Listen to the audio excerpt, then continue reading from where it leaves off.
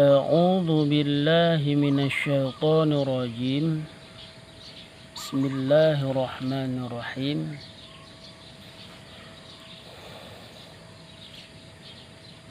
Dan berkata pula Sayyidina Ali karamallahu wajhah,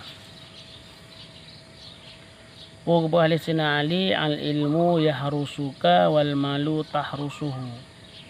Maksudnya, ilmu itu menjaga engkau dan harta itu engkau menjaganya. Ilmu getanyo yang jaga. Ilmu jaga getanyo. Menyo harta getanyo yang jaga. Nampak. Maka jile getanyo lebih gut tamita ilmi. Jaga getanyo dan mendapatkan harta. Ya. Dan tuntutlah ilmu itu sebelum hilang dari dunia ini, sebab ia akan habis dengan meninggalnya orang-orang alim. Maka semasih mantagna ulama-ulama tungku-tungku gurai-gurai getanyo, mari le kita tuntut ilmi. Tagiatkan le getanyo untuk tamita ilmi. Karena ilmi akan gadah dengan meninggal para ulama-ulama, dengan meninggal pada gurai-gurai getanyo. Maka jis masih jino rame tat gurai-gurai getanyo mantang. Mari le getanyo tajak pat-pat mantang tempat-tempat dipelajari ilmu agama. Sesuai dengan sabda Rasulullah sallallahu alaihi wasallam, min asyaratis sa'ah ayyurfa'al ilmu. Adalah sebahagian tanda kiamat terangkat ilmu dari muka bumi ini. Salah sabuh tanda-tanda akan truh kiamat ilmu angkat oleh Allah dari bumi.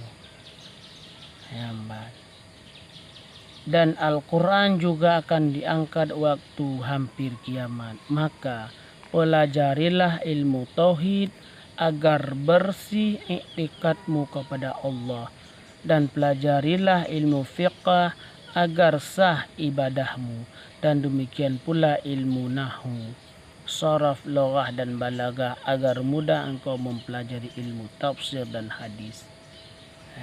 Maka jika beta pelajari ilmu tauhidnya agle iktikad getanyo kepada Allah. Ta pelajari ilmu fiqh nya sah ibadah getanyo. Baik tadikai tikui tengah mantau ilmu tauhid anda tatu.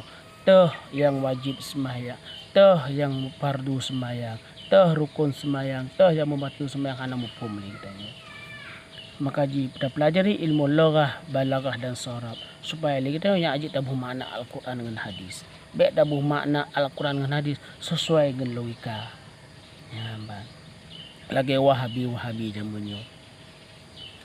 Dan dengan demikian dapat engkau membaca kitab-kitab para ulama. Dengan tak pelajari ilmu saraf, ilmu lughah, ilmu balaghah, ilmu logat, ilmu nahu,